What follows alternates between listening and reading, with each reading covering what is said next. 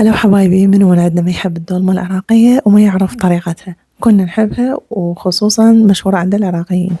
تعالوا نشوف شلون نسويها. عندي هنا رز اللي هو الرز الحبة الصغيرة المصري، نقعته وحطيت عليه لحم وثرمت وياه شوية ليا. راح أحط الشبنت والنعناع والكرفس اللي هو البقدونس. آخر شي راح أحط الطماطة، دبس الرمان، المعجون، يعني الأشياء اللي تنطي طراوة. بعدين التوابل اللي هو الكاري والملح والكمون. وسألوني هواية عن طريقة تفريغ البصل. مثل ما تشوفون، أول شي نشيل القمع البصل من فوق وبعدين من جوا ونقصه بهالطريقة. طبعا أنا أكون حاطته بالميكروويف تقريبا دقيقتين إلى 3 دقائق حتى يطرى عندي، أما أحب أسلقه بالمي. وأشيل أول شي اللبة من الداخل وبعدين الباقي مثل ما تشوفون. هنا أنا راح أعجن الحشوة وراح أبدي أحشي الخضار، أي خضار تحبون. أنا هنا حطيت، يعني اليوم ما حطيت الباذنجان والشجر، حطيت أول شي شوية عندي بواقي ليا وزيت، وبعدين البصل والفول الجرين الأخضر، وحطيت الخيار. هنا أنا هم حطيت سلق ما صورته، بس دا أصور لكم ورق العنب لفيته وحطيته.